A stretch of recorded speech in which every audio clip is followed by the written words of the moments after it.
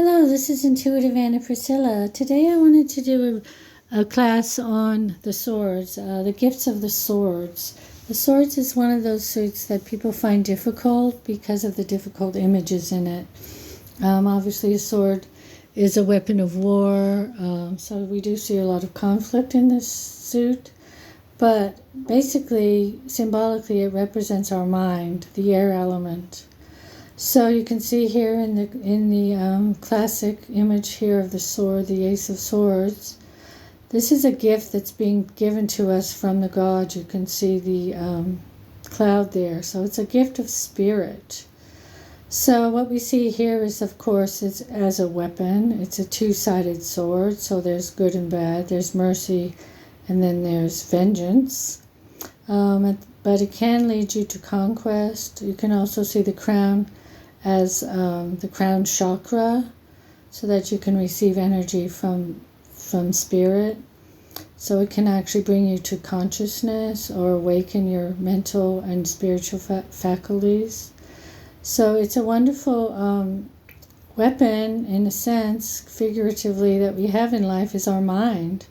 Our mind is what allows us to discriminate, communicate, fabricate. Nothing would be invented without the idea coming first. The word comes first always before you can manifest anything. So I would like to look at the swords as also a weapon of the mind, a way of cutting through illusion. We see it on the Justice card, which we have the scales, but then we have the sword. So the sword is also an enforcer, a way of cutting through falsehood to truth. So there's many levels to this suit. So I wanted to go through, as you can see, I've laid out a lot of different cards from different decks because I think they all have something fun to illustrate in a different way for the swords. This is a Two of Swords. I chose this because of the image of the birds.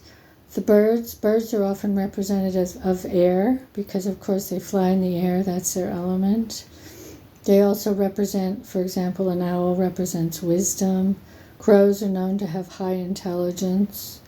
So this is an image that's quite different from the usual ones we see.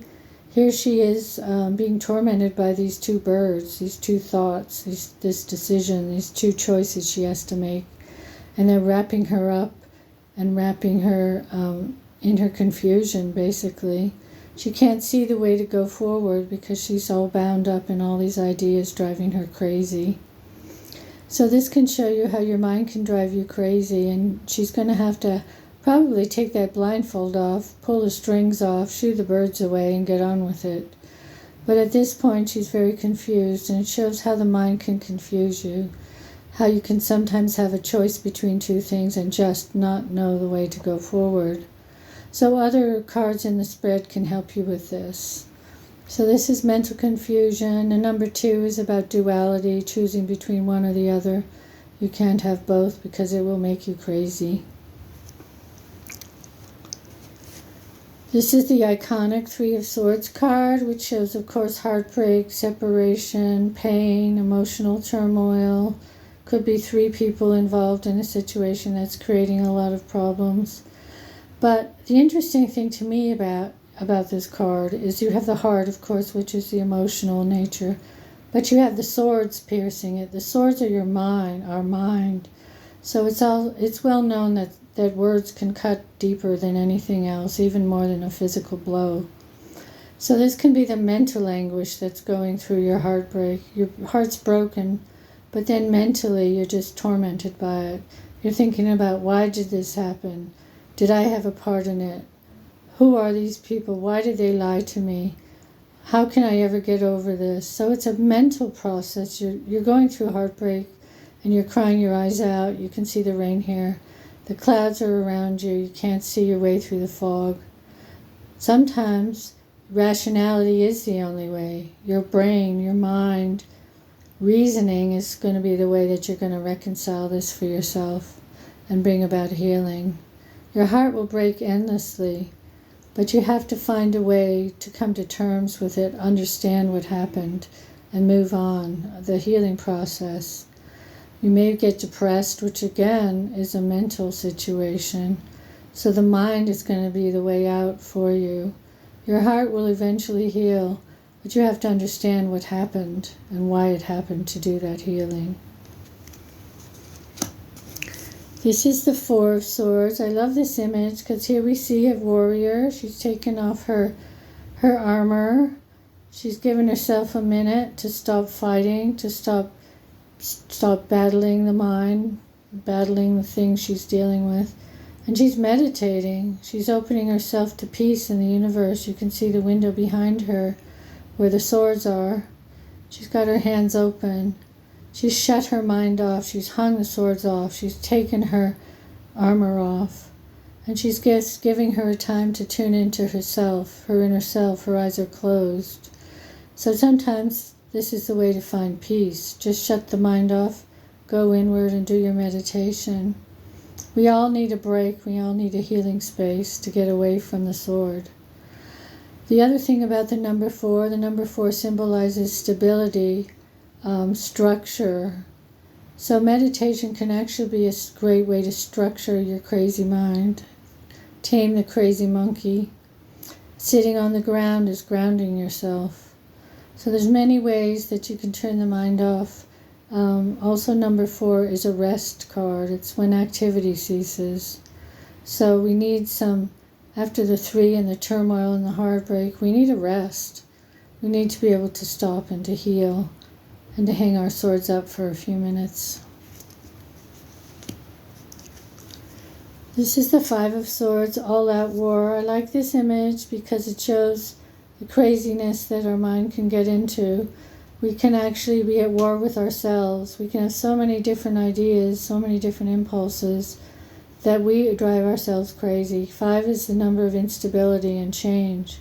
So after a bit of peace, we're back in the fray. It can also be the card of fighting with other people or battling other people's ideas or opposing ideologies or opposing religions. Many, many, many wars have been fought because of differences in ideas about how the world should be organized or what to believe. So 5 of Swords is a card of conflict, but it's also a chance to say, okay, I can't do this forever. This is tearing me apart. So there is a level of self-consciousness that has to come with all these cards. If this is an internal turmoil, then we need help. Maybe you need counseling to find a way out of this turmoil. Eventually we do find a way. We're going to a more peaceful shore. This is the 6 of Swords. You can see here he's in his boat. He's going to the far distant shore. But he's taking his swords with him. But look, they're in order. He's got them lined up. They're not jumbly all over the place. He's taking them, and once he gets to the new shore, he's going to still have to deal with them. But it looks like he's ready to move on. Maybe he'll take them out. Maybe he'll bury them. Maybe he'll decide to throw them in the sea. Maybe he'll just keep them as a reminder of what he needs to be aware of. So you can move on. We can move on. We can find peace. But we still take our issues with us. So eventually we have to learn to ditch those swords and to move on without them. Sometimes they're a comfort. I mean, maybe he's taking them with him because they're familiar and he's going to a new place.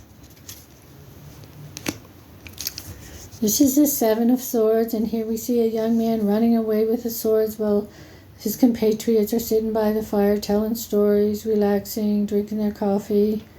He's making a quick dash for it. He's stealing them. He's trying to pull a fast one. But the bird's sitting there watching him. The bird knows what's going on.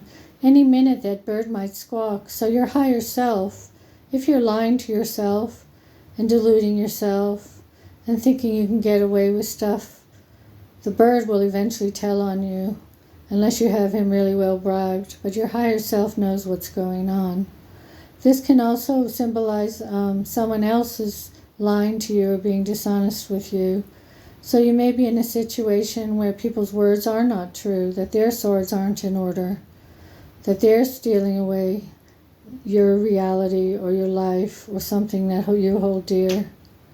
And it could be even that they're stealing your mind. They can be arguing with you and driving you crazy or lying to you so that your reality is not what it really is. There's a lot of levels to deception, self-deception and deception by others. But that bird knows what's going on. Eventually the bird's going to sing. So we ran away with the swords, but here she finds herself in the Eight of Swords, surrounded by them and tied up by them. So here she is tied up by her own thoughts, her own mind, her own fears. She could get away, she could walk away. Those swords aren't a big fence that she can't climb over. She could probably kick them over with her feet. So this is showing again that we make traps of our own. We have traps of our own making. We entrap ourselves in our thoughts, and we really could get out of them if we wanted to. But sometimes we like staying there because we created a reality that's easy. We don't have to see. We don't have to make choices. We don't have to face our fears. We can just stay in that one place. But unfortunately, the wind might come along, and the tide might come on. She might drown in that place. Who knows? Anything could happen to her if she doesn't take control of her reality. So this is showing self-entrapment, really immobilizing yourself because of your own fears and not wanting to look beyond the situation you're in.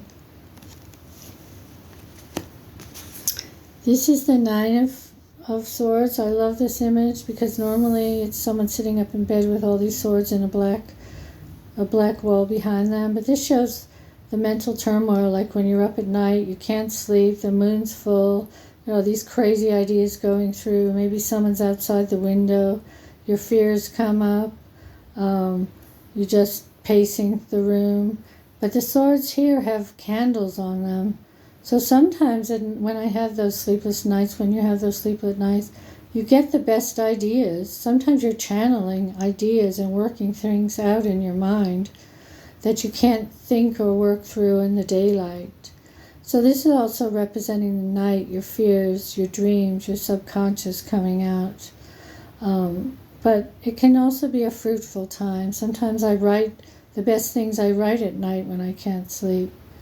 But it's showing that, yes, your fears can be an illumination to other parts of your mind or your life. The moon's always going to be full at one part of the month.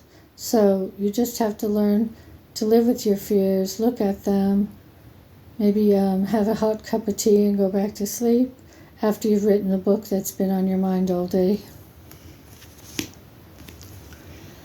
And this is the Ten of Swords, the ultimate sword card. It's interesting because we have the sun rising in the background and we have the owl sitting on the tree. So this man's lying down, the classic image, swords all in his back, all 10 swords. He's got them all. He's been through everything. He's been through the mill. He's been through loss, sorrow, wars, conflict, depression, suicide thoughts, everything you can throw at this guy, and he's just lying there immobilized by it all. Now, he could have shot himself in the foot over and over, which we do with our own actions and thoughts.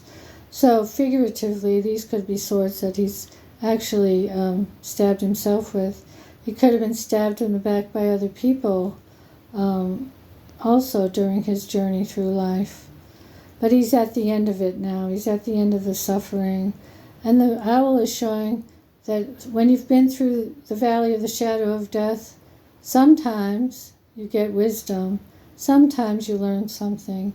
Sometimes you reach a higher plane of understanding. Sometimes you just die and you never get there, which could happen to this guy as well. But the sun's coming out. Maybe someone's going to come along and pull those swords out of his back. So he has a chance. He has a chance. He has a chance to turn the corner here.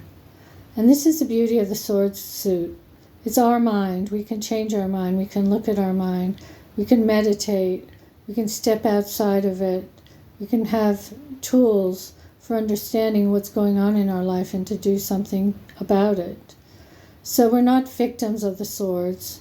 we can wield the sword to cut through the illusions that we're creating for ourselves and the illusions we're living in. Because ultimately, we create our reality through our own mind. So we create the illusion that what we're living is immovable. We can change our minds, and this is where free will comes in. We have the capacity to see what's happening and change our mind, and this is the gift of the swords. So I wanted to just briefly go through the swords court cards. The sword, of course, is the book of the mind. So here you have a young page of swords with all sorts of ideas popping up. She's a student. There's birds around here. So we also need to keep our minds open. We need to keep our minds young. We need to be open to new ideas. And we have this Knight of Swords. I love these cards. They're from the Lightseekers Tarot. They're contemporary, so they're really different images. And here we have, he's following the bird. He's following his mind. He's following his muse. He's following his idea. And something's up. He knows something's up. He's got a warning. Or he's got to go after and deal with something. His mind is calling him to take action, take care of something. And so here he's got his bow on his back instead of a sword, and he's rushing to his motorcycle instead of a horse. He's on it. So this is a young person full of ideas, maybe impulsive, maybe impetuous, maybe he drives that motorcycle way too fast. But he's going to get where he's going. He's got something to deal with, something to solve. And this is the King of Swords. Let's go for the Queen first. The Queen of Swords. She's a mature woman. She's been through it all. She's on her mountaintop. She's up in the air. She's closer to the gods, closer to wisdom. She's sitting on a throne. She has her hand out. She's still ready to serve. She's got her sword, but it's pointed upwards. So she's channeling wisdom and knowledge and understanding. She's been through the mill, so she's a bit cynical. She's a bit hard. She's not emotional. But she's very understanding, very communicative. You can tell her anything. She won't judge you because she's been there, done it, and conquered it. So she's a very smart, very capable, very sharp woman. And then the King of Swords, which is kind of a fun image, not on his throne. He's again sitting on the mountain. He's got the crow there speaking to him, the bats, all the creatures of the air. He's done it all too. He's the wise man on the hill. Could be like the bit like the hermit figure. He's got his owl sitting at his feet. His sword is at his feet. He doesn't really have to be fighting. He's got it ready in his hand if he needs it. He's fought his battles. Often this represents a man who's very logical, a lawyer, someone who upholds universal laws, the laws of justice, the laws of truth. So he's a clear-thinking, smart, capable, very wise man, but don't cross him because he's got his sword ready. Okay, so that's our little journey through the sword suit. I hope it's been interesting, giving you a few different ideas.